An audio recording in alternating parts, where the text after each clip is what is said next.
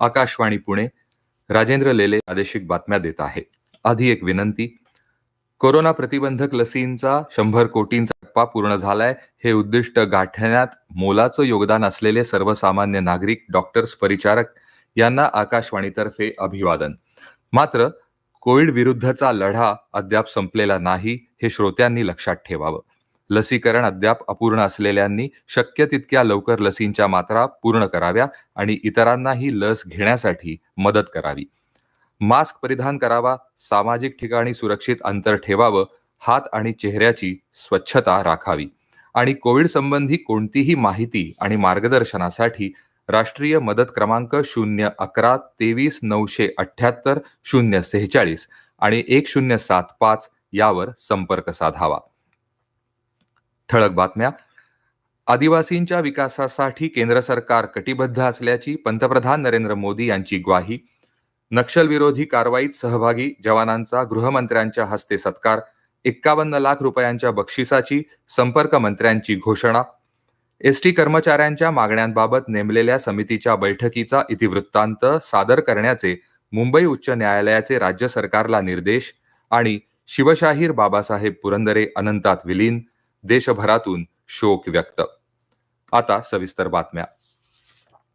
केंद्र सरकारनं गरीब आदिवासी समाजासाठी आखलेल्या अनेक योजनांमुळे त्यांचं आरोग्य आणि पोषण सुधारलं असून त्यांचं जीवनमान उंचावलं असल्याचं प्रतिपादन पंतप्रधान नरेंद्र मोदी यांनी केलं आहे. थोर क्रांतिकारक भगवान बिरसा मुंडा यांच्या जयंतीनिमित्त पहिल्या राष्ट्रीय आदिवासी गौरव दिवसाचं उद्घाटन करताना ते काल भोपाळ इथं बोलत होते. आदिवासी समाजासाठी अनेक योजनांचा प्रारंभ यावेळी पंतप्रधानांनी केला. प्रत्येक आदिवासी घरात पाणी आणि शिक्षण पोहोचेल यासाठी केंद्र सरकार कटिबद्ध असल्याचं पंतप्रधानांनी सांगितलं. बिरसा मुंडा यांच्या जयंतीनिमित्त झारखंडमधल्या रांची इथं उभारण्यात आलेल्या मुंडा स्वातंत्र्य सैनिक संग्रहालयाचं उद्घाटनही यावेळी दूरदृश्य प्रणालीच्या माध्यमातून करण्यात आलं. आदिवासी समाजाच्या उत्थानासाठी बिरसा मुंडा यांनी आपलं जीवन अर्पण केलं. त्यांचं कार्य प्रेरणादायी आहे असं प्रतिपादन राज्यपाल भगतसिंह कोश्यारी यांनी काल मुंबईत केलं. राजभवनात आयोजित पहिल्या आदिवासी गौरव दिनाच्या कार्यक्रमात आदिवासी बांधवांना संबोधित करताना ते बोलत होते. आदिवासी समाजाच्या सामाजिक, आर्थिक आणि सांस्कृतिक विकासासाठी शासन सकारात्मक असल्याचं ते म्हणाले. सावित्रीबाई फुले पुणे विद्यापीठ आणि नांदेडच्या स्वामी रामानंद तीर्थ मराठवाडा विद्यापीठातही काल बिरसा मुंडा यांची जयंती साजरी करण्यात आली. गडचिरोली जिल्ह्यात शनिवारी झालेल्या चकमकीत 26 नक्षलवादी मारले गेले होते. गडचिरोली पोलीस आणि C60 दलाच्या जवानांनी राबवलेल्या या नक्षलविरोधी कामगिरीबद्दल गृहमंत्री दिलीप वळसे पाटील यांनी काल या जवानांचा सत्कार आणि अभिनंदन केलं. अतिरिक्त पोलीस अधीक्षक सोमय मुंडे आणि पोलीस अधीक्षक अंकित गोयल यांचा गृहमंत्र्यांच्या हस्ते सत्कार करण्यात आला. स्थानिक युवकांना पोलीस विभागात प्राधान्य दिल्यास रोजगाराच्या संधी निर्माण होतील, तसंच नक्षलवाद कमी होण्यास मदत होईल असं वळसे पाटील यावेळी म्हणाले. नक्षलविरोधी कामगिरी बजावणाऱ्या शहीदांच्या कुटुंबियांच्या पाठीशी राज्य सरकार उभं आहे अशी ग्वाही त्यांनी दिली. दरम्यान या कारवाईत सहभागी झालेल्या पोलिसांना जिल्हा नियोजन समितीच्या निधीतून 51 लाख रुपयांचं बक्षीस देण्याची घोषणा संपर्क मंत्री एकनाथ शिंदे यांनी काल गडचिरोली इथं पत्रकार परिषदेत केली. विधान परिषद पोटनिवडणुकीसाठी काँग्रेसनं डॉक्टर प्रज्ञा सातव यांना उमेदवारी जाहीर केली आहे. विधान परिषदेतले काँग्रेस सदस्य शरद रणपिसे यांच्या निधनामुळे रिक्त झालेल्या जागेसाठी 29 नोव्हेंबरला ही पोटनिवडणूक होत आहे. प्रज्ञा सातव या माजी खासदार दिवंगत राजीव सातव यांच्या पत्नी आहेत.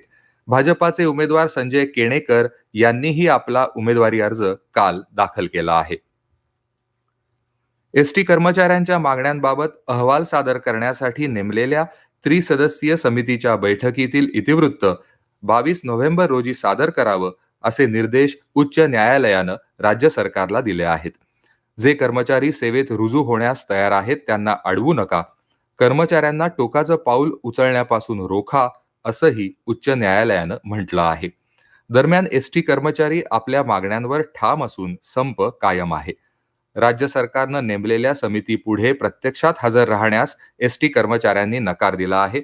समितीपुढे मागण्यांबाबत एका प्रतिनिधीद्वारे निवेदन सादर करण्याची तयारी कर्मचाऱ्यांनी काल न्यायालयीन सुनावणी दरम्यान दर्शवली आहे. देशात काल सकाळी संपलेल्या 24 तासांमध्ये 10,229 नवीन कोरोना बाधितांची नोंद झाली, तर 11,926 रुग्ण कोरोनातून बरे झाले आहेत.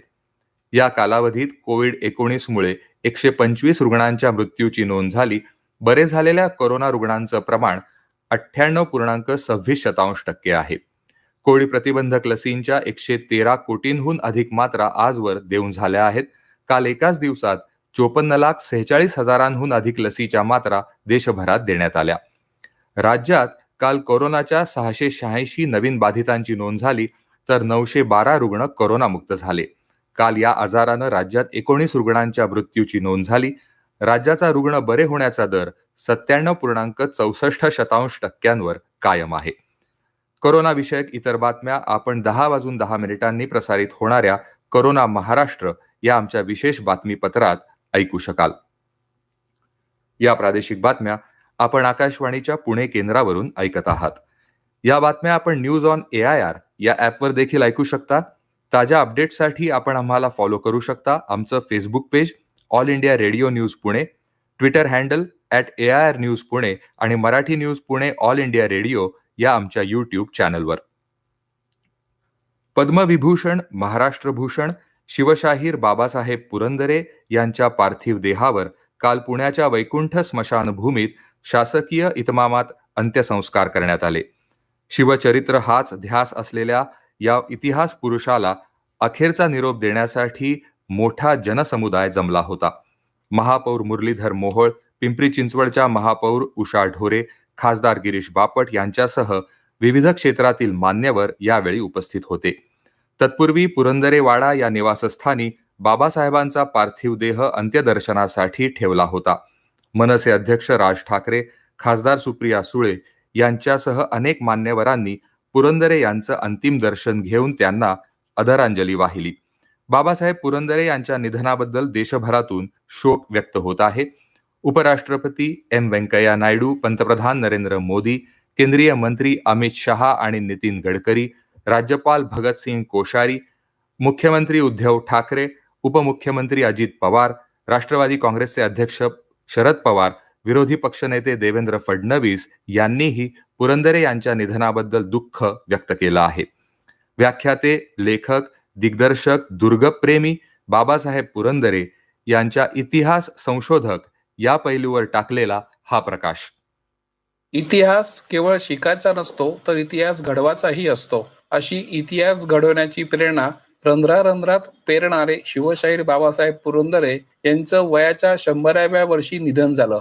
कथा, कादंबऱ्या, व्याख्यानं आणि महानाट्याच्या माध्यमातून शिवचरित्र घराघरात पोचवण्याबरोबरच ऐतिहासिक दस्तावेजांचं, वस्तूंचं आणि वास्तूंचं महत्त्व नव्या पिढीच्या मनावर ठसवण्याचं कार्य पुरंदरे यांनी केलं. इतिहासाच्या अभ्यासाबाबत आस्था निर्माण केली. ज्येष्ठ इतिहास अभ्यासक पांडुरंग बलकवडे बाबासाहेबांना श्रद्धांजली वाहताना म्हणतात, 1947 साली बाबासाहेबांनी भारत इतिहास संशोधक मंडळात गहखऱ्यांच्या मार्गदर्शनाखाली जे संशोधन केलं ते इतकं अमूल्य आहे. शिवचरित्राच्या अनुषंगाने केलेलं संशोधन आणि संपूर्ण मराठ्यांचा इतिहास, त्या सर्व अप्रसिद्ध इतिहासावर प्रकाश टाकणारे हजारो कागदपत्र बाबासाहेबांच्यामुळे उजेडात आलेली आहे. आणि आपल्याला शिवाजी महाराजांचं पुराव्यावर आधारलेलं शिवचरित्र लिहायचं, यासाठी त्यांनी मोडी लिपी, पर्शियन भाषा, पोर्तुगीज, फ्रेंच, डच, इंग्रजी भाषांचा अभ्यास केला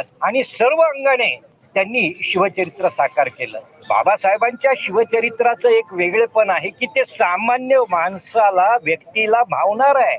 बाबासाहेब नेहमी सांगायचे की 21व्या शतकात शिवचरित्राचं महत्व काय आहे, तर शिवचरित्र हे राष्ट्रीय चारित्र्य निर्माण करतं.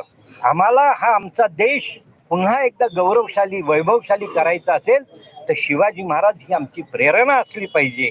मला असं वाटतं की त्यांनी जे काय आपलं ध्येय उराशी बाळगलं ते पुढे नेणं हेच आपलं त्यांना खरी श्रद्धांजली ठरेल. छत्रपती शिवाजी महाराज श्वास आणि उच्छ्वास म्हणून जगलेले शिवशाहीर आज आपल्यात शरीर रूपाने नसले तरी त्यांनी उभारलेली शिवसृष्टी आणि शिवकार्याच्या माध्यमातून ते चिरकाल स्मरणात राहतील आणि आपल्यात शिवप्रेमाचे स्फुल्लिंग चेतवत राहतील यात शंका नाही. आकाशवाणी बातम्यांसाठी पुण्याहून मी नितीन जळूकर. शैक्षणिक संस्था आणि शिक्षक संघटनांच्या मागण्या मार्गी लावण्यासाठी शिक्षण आणि अर्थमंत्र्यांशी आपण स्वतः चर्चा करून मार्ग काढण्याचा प्रयत्न करू, असं आश्वासन राष्ट्रवादी काँग्रेस पक्षाचे अध्यक्ष खासदार शरद पवार यांनी दिलं. महाराष्ट्र राज्य शिक्षण संस्था महामंडळाच्या सुवर्ण महोत्सवी अधिवेशनाचं उद्घाटन काल नाशिक इथं शरद पवार यांच्या हस्ते झालं, त्यावेळी ते बोलत होते.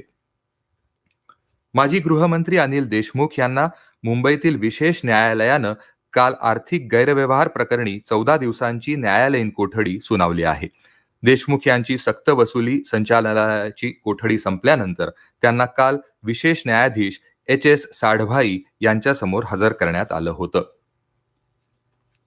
नाविन्यपूर्ण संकल्पना तसंच उद्योगांना प्रोत्साहन देण्यासाठी राज्याच्या कौशल्य विकास विभागाच्या नाविन्यता सोसायटीनं काल मुंबईत स्टार्टअप प्रदर्शन भरवलं होतं.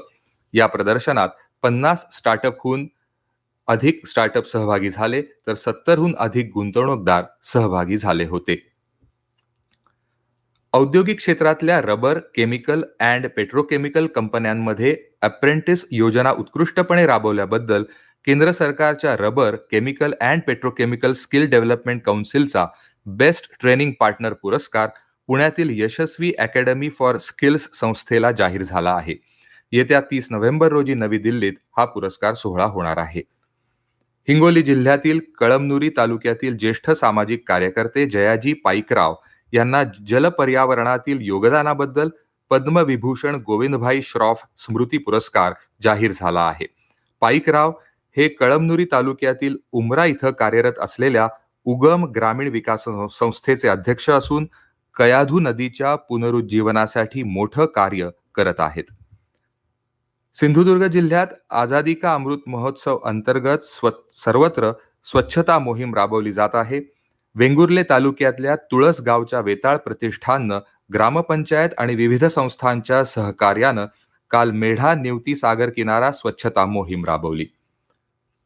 परभणी जिल्ह्यातल्या पूर्णा नगर परिषदेला निधीची कमतरता भासू देणार नाही अशी ग्वाही नगरविकास आणि सार्वजनिक बांधकाम मंत्री एकनाथ शिंदे यांनी दिली आहे.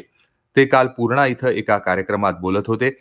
पूर्णा नगर परिषदेच्या प्रशासकीय इमारतीचं तसंच परभणी इथल्या राजे संभाजी निवासी व्यायामशाळा आणि रुग्णवाहिकेचं लोकार्पण शिंदे यांच्या हस्ते करण्यात आलं. काँग्रेसनं रविवारपासून वर्ध्यात राज्यव्यापी जनजागरण अभियान सुरू केलं आहे.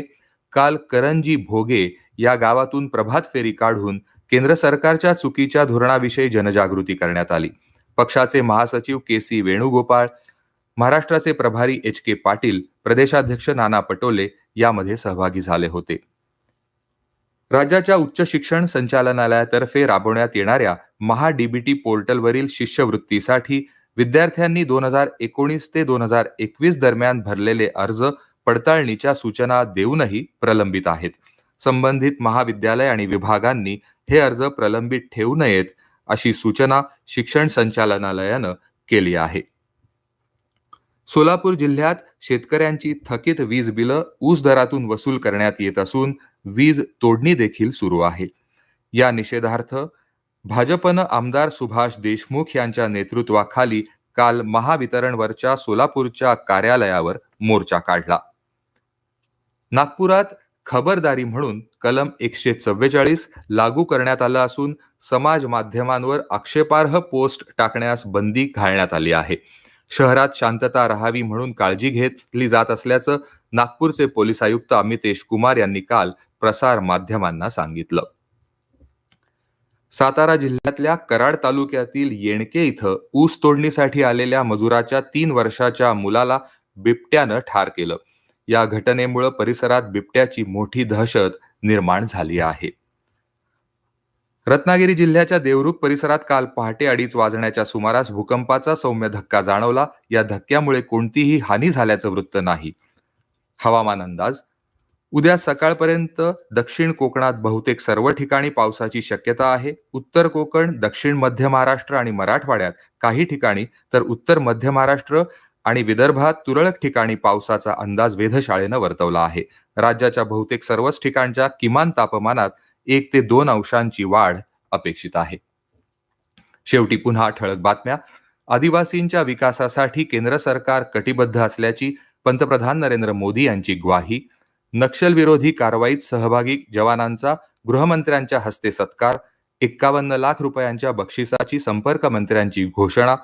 एसटी कर्मचाऱ्यांच्या मागण्यांबाबत नेमलेल्या समितीच्या बैठकीचा इतिवृत्तांत सादर करण्याचे मुंबई उच्च न्यायालयाचे राज्य सरकारला निर्देश. आणि शिवशाहीर बाबासाहेब पुरंदरे अनंतात विलीन, देशभरातून शोक व्यक्त.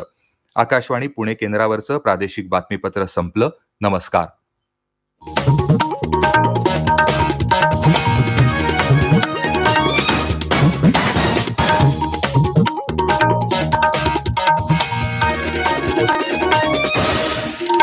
काय राम भाऊ, अरे मित्रा, शासनामार्फत पशुधनाला